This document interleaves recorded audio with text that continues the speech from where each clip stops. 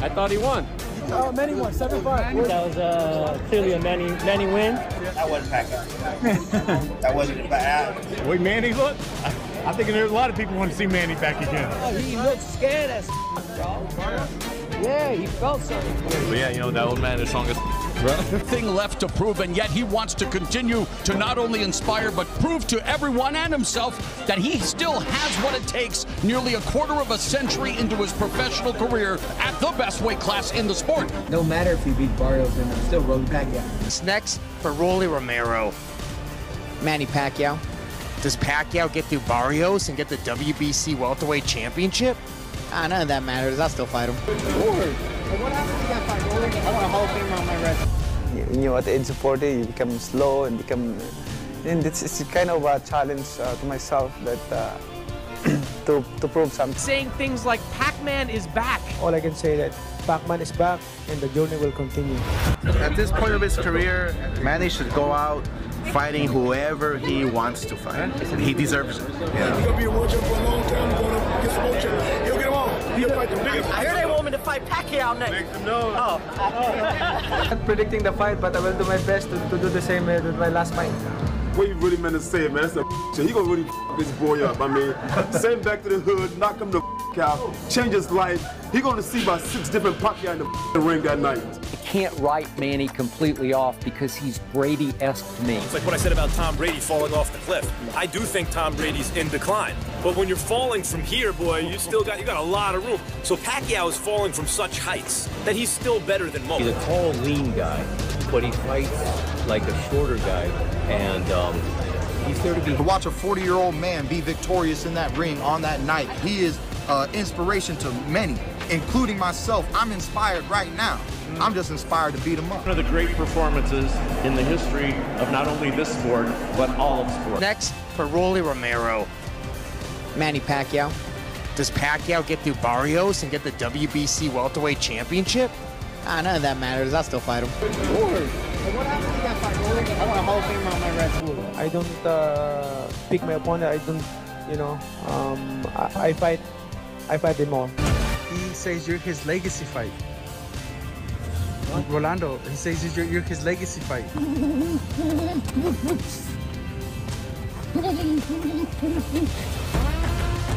In terms of that fight, I don't hate it. I think the buildup will be great. Mario wasn't the most marketable guy in terms of doing interviews and selling the fight, but Rollies, dude, that guy can sell.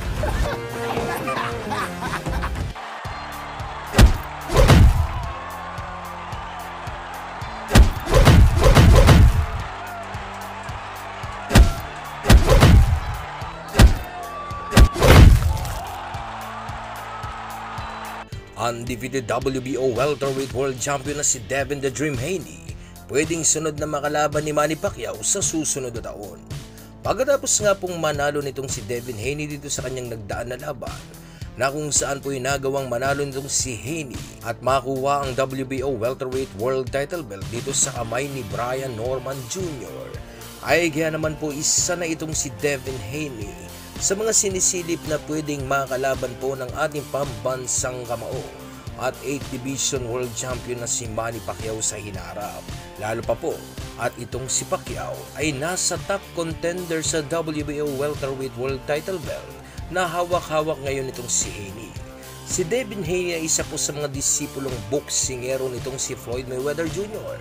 na kung saan ay isa ito sa mga gumagamit ng kakayahan ni Floyd Mayweather Jr. na kung tawagin po ay Phyllis Shell o mas kilala bilang shoulder roll defense. Di alintana na mag-amang Devin Haney sa kung sino mang dekalibring boksingero ang haharang sa pagdaraanan ng kanyang anak dahil sa naniniwala sila na kayang-kaya ng kanyang anak tapusin ang lahat ng boksingero dito sa 147 pounds welterweight division. Kahit pa ang ating pambansang kamao Manny Pacquiao na ngayon ay pwedeng-pwedeng makalaban Haney. Pero kahit na ganoon pa man mga idol, hindi pa din naman po nawawala sa listahan ni Pacquiao ang WBA welterweight world champion na si Rolando Romero at itong undefeated legendary boxer na si Floyd Mayweather Jr. Pero para sa akin po kasi mga idol ay si Devin Haney at Rolando Romero lang po talaga itong pwedeng makadagdag sa legasiya ni Pacquiao. Dahil sa kung matatalo po ni Pacquiao ang isa sa dalawang kampiyon na ito, ay mabubura po nitong si Pacquiao ang legasiya na kanyang naitala at ito ay ang pagiging the oldest welterweight world champion at makagba ng isang undefeated na kampiyon bago tuluyang bitawan ang kanyang mga gloves. Ngayon mga idol, ano sa tingin nyo? Sino kaya ang pwedeng makalaban ni Pacquiao sa kanyang pagbabalik sa boxing? Si Devin Haney ba? Si Rolando Romero o ang mailap na si Floyd Mayweather Jr.? At bago po natin masaksihan ang pagbabalik na laban nitong si Pacquiao, ay may ihahain muna po ko na laban sa inyo.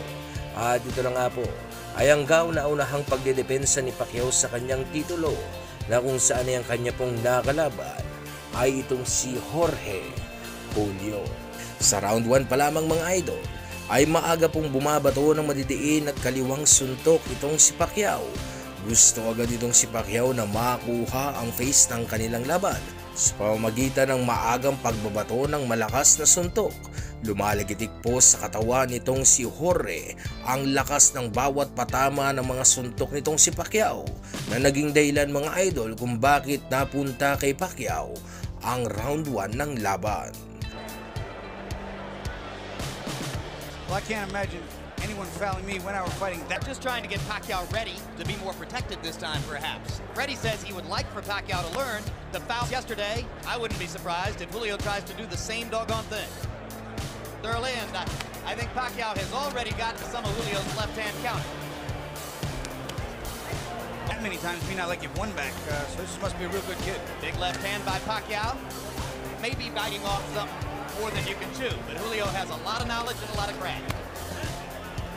When you come up to 122 from 118 and you get to Manny Pacquiao in your third... Julio has got a concerned look on his face. Sometimes the first couple of punches might rock you, but then you taste the power and sort of get used to it, right, Bobby? Well, you know, there are times I counter by a nice left-hand counter by Julio. Oh, big left hand by Pacquiao. You can see what a big hitter Pacquiao wants to be. Throws every punch with aggression. So much more. Pacquiao with a body shot after missing with the wild. But if you get caught one of those and you're not looking, I'll tell you what, your legs come right out from under you. When they catch you looking, boy. And there's a low blow. So already an elbow and a low. Pacquiao. Go ahead. Go ahead. Aggressive intentions. Julio, a little bit more of a change-up artist, and holding his own now. Punch that hard as Pacquiao is. Takes a lot of energy to start those punches. Oh, that's a huge left-hand shot, and the right-hand shot. No knockdown. Don't pull him down, Manny. As I was saying. You be the case.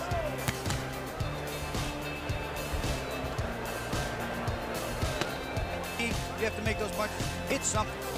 Body shot by Pacquiao. Julio seems a little bit flustered by Manny's power. And the first round comes to a close. Stomach, it hurts him. Come on, keep punching. Sa ikalawa ng round mga idol ay dito po magugulat ang lahat dahil sa pinabagsak nitong si Pacquiao ang boksingerong hindi pa po nararanasang bumagsak sa laban at matalo sa pamamagitan ng knockout. Okay, Manny. Now here. I want you to use the jab a little bit more. Okay? All right. That you gotta be smart. You know, make sure be first. Okay? You hit him on the box. Another straight left hand by Pacquiao. Thus the call of no knockdown when Julio went to the canvas. Now round 2 begins. And you heard Julio's corner saying, hit him in the belly. And down goes Julio. It was a perfect execution of what he was told in the corner. Double jab and throw the left hand. He did it. Look what we see. The kid listens. Hey, come to me. Bueno. No 3 knockdown rule in effect. I think Julio's gonna have trouble finishing this round. I really followed him with the left hand. He did it twice in a row. The second one, dropped Julio. This is some prospect, Bobby. To me, he's every bit as exciting as Prince Nassim Hamed. He really is. He can punch. He can take a punch. He's aggressive. And he loves to fight. Okay, box. Freddie Roach told him to go in behind the double jab and trying to fight his way back. A little grabbing and holding might be the thing to do. Pacquiao's just getting ready to swing away again. And Bill Clancy's seen it up. Devastating second round TKO for Manny Pacquiao. What a comeback from the misfortune. Itinigil na ng referee ang laban dahil sa makikita na luray-luray na itong si Jorge Julio. Sa laban na ito ay hindi po pinagpawisan si Pacquiao pero nadurog ng husto ang kanyang kalaban. What a comeback from the misfortune of San Francisco. Ladies and gentlemen, referee Bill Clancy has to step in and call a halt to this bout. The official time, 1 minute, 9 seconds of round number 2. The winner by TKO victory and still the IBF Junior Featherweight Champion of the world, Manny the Destroyer Pacquiao. Ngayon mga idol, isunod naman po natin ang isa sa hindi malilimutang laban ni Pacquiao na kung saan po yung nakalaban ni Pacquiao ay ang isa sa pinakamalakas na kampiyon noon sa 147 welterweight division ng kanyang kaharapin. Ang mas bata noong kampiyon at may hawak ng WBO o World Boxing Organization welterweight world title belt na si Jesse Vargas. Itong si Pacquiao ay nagbalik sa kanyang pagre-retiro dahil sa na-miss di umano niya ang boxing. At sa kanyang pagbabalik ay agad-agad po nitong sinagupa ang kampiyon na si Jesse Vargas. I'm happy to be back. I feel lonely and sad when you are thinking you're not longer active with the sport of boxing. You know, I want to box, I want to continue because Sa laban na ito mga idol ay maraming naniniwala na hindi na kaya di umano nitong si Pacquiao makipagsabayan sa mas batang kalaban. Lalo pat itong si Vargas ay nasa kanya na ngayong kapanahunan na kung saan ay nag-uumapaw ang kumpiyansa ng kampiyon na ito na kanya di umanong tatalunin lamang sa laban ang 8th Division World Champion na ating pambansang kamao na si Manny Pacquiao. Let's come out victorious and to show that I'm the best in the welterweight division. What have you done to prepare for Manny? What have I done? What have we done? My team and I have prepared tremendously in a great way, and we look forward to performing well because that's what we work for. You know, and this November 5th, this Saturday night, tomorrow night, we're going to give the fans a great performance, and we plan to come out victorious. We worked hard for it, and we have no doubt that that will be the outcome. Walang kaalam-alam si Vargas na hindi pa rin nawawala ang bagsik nitong si Pacquiao. Kaya naman po yung mararanasan ng kampiyon na ito ang pagkatalo na hindi niya pa nararanasan sa kanyang talang buhay. Kaya naman ay huwag po natin patagalin pa at sabay-sabay po natin ngayong panoorin ang highlights ng kanilang buong naging sagupaan. Sa unang round mga idol ay medyo po nagiging maingat ang ating kababayan na si Pacquiao dahil sa aminado itong si Pacquiao na malakas din itong kanyang kalaban. Kaya naman binabasa at kinakapapa ng ating kababayan ang lakas at diskarte ng kanyang kalaban sa pagbato ng suntok.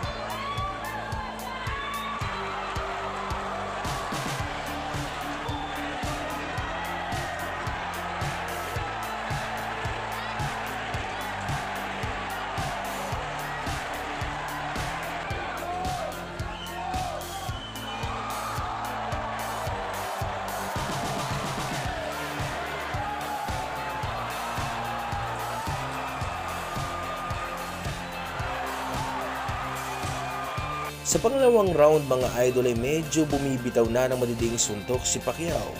Gusto ni Manny Pacquiao na makakuha ang round 2. Kaya lamang kasi ay desidido ang kampiyon na si Jesse Vargas na makakuha ang face ng laban.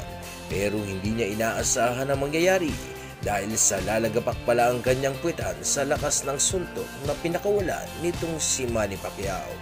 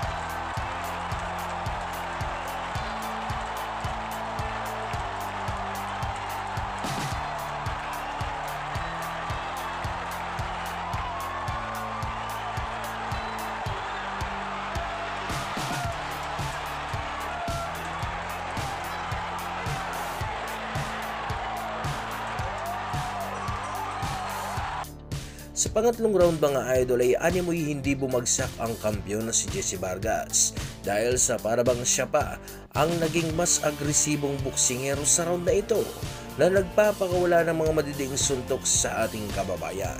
Di naman inaayaan ni Pacquiao na mangyari ito, kaya naman malalakas na suntok din po ang pinakawala ni Pacquiao kung saan nga ay nagsimula ng maglaro ang ating kababayan.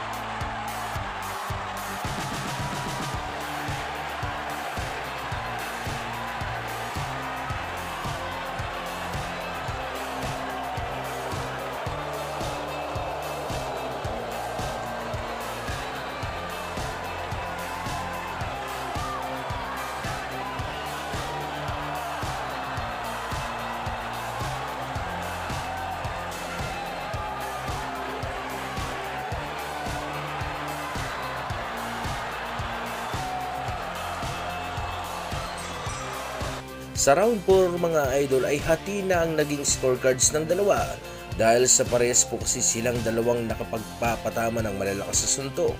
Pero ang round na ito ay binigay po kay Jesse Vargas mga idol dahil sa may isang kanang malakas sa suntok na naipatama itong si Jesse Vargas sa mukha ng ating kababayan.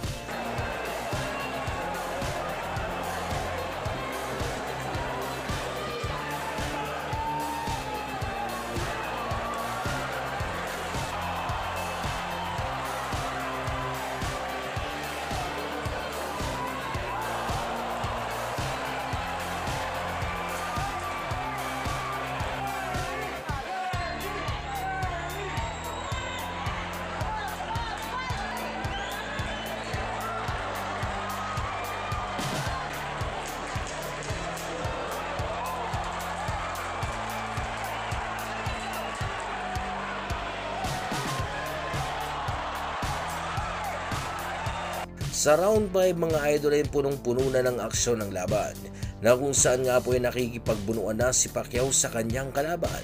Hindi naman basta-basta nagpapadaig itong si Jesse Vargas dahil sa agad-agad po kasi itong bumabato ng maraming suntok sa tuwing pumapasok na sa kanyang depensa ang ating kababayan.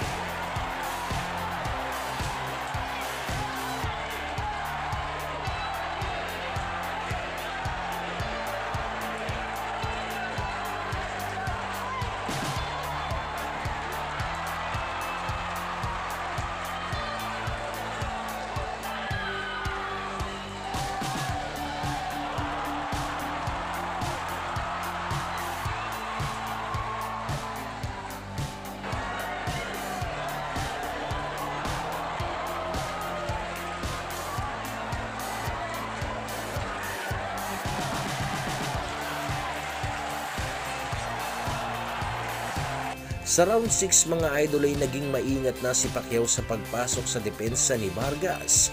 Napag-alaman na po kasi ni Pacquiao na medyo malakas din talaga ang mga suntok nitong si Jesse Vargas na nagagawa siyang mayanig kung saan ay nawawala ang kanyang balanse. Kitang-kita po dito kay Jesse Vargas ang style nitong si Juan Manuel Marquez na kanya lang naman pong pinaggayahan na estilo para talunin ang ating pambato.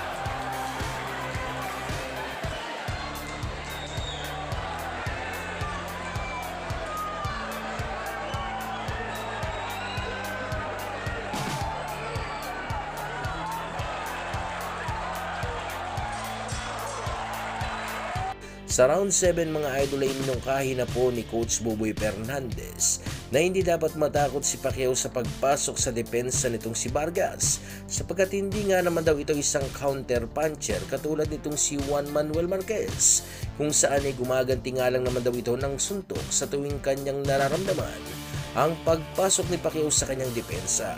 Kaya naman ay nagsimula muli ang bagyo mula sa ating pambansang kamao.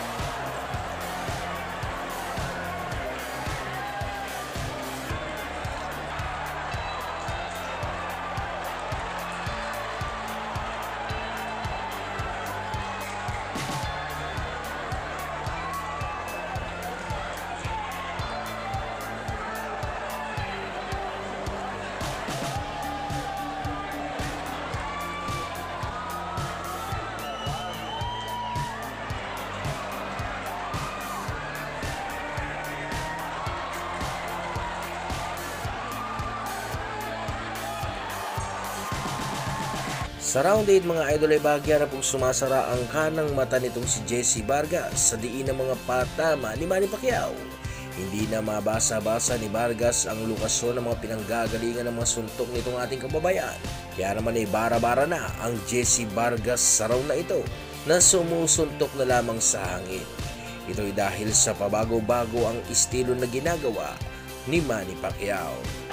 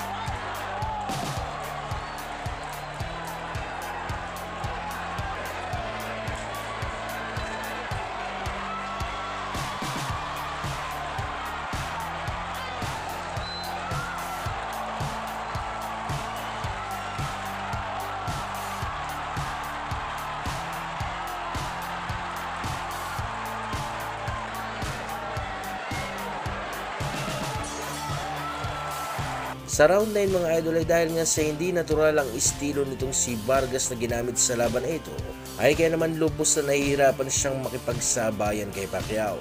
Inakala ni Vargas na sasapat ang estilo nitong si Dinamita Marquez para pahirapan itong si Pacquiao. Pero hindi po may epektibo ang estilong ito na naging dahilan kung bakit hindi po magawang makatama na ni Jesse Vargas sa malikot na si Manny Pacquiao.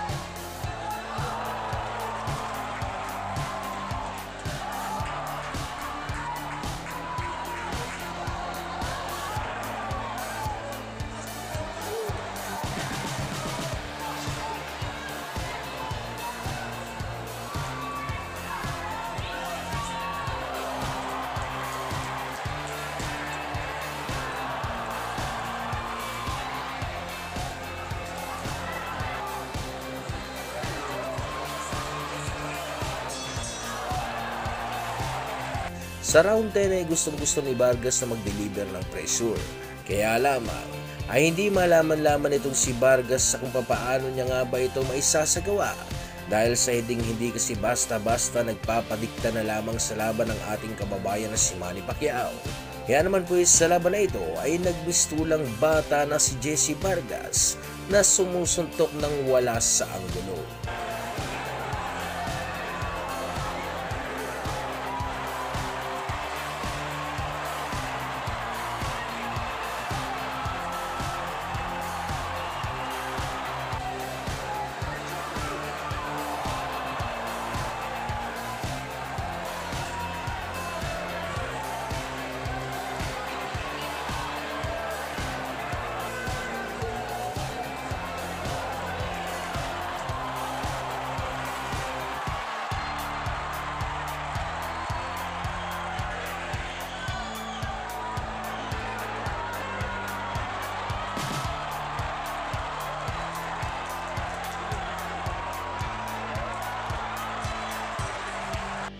Sa round 11 mga idol ay hindi na alam ni Jesse Vargas sa kung paano niya nga ba pupuruhan itong si Pacquiao.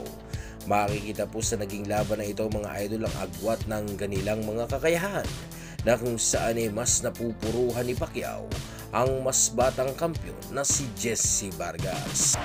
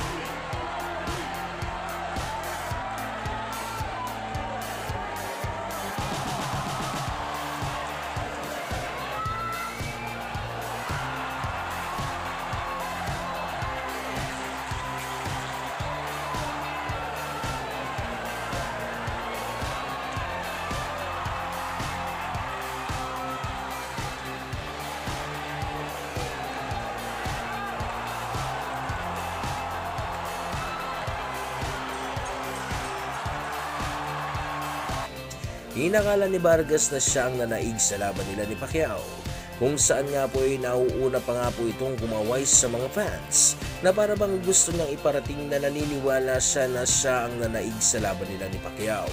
Pero katulad nga ng inaasahan mga idol, ay dahil nga sa mas maraming naipatamang malalakas na suntok itong si Pacquiao, ay kaya naman siya ang nanaig sa laban at nag-uwi ng WBO Welterweight World Title Belt.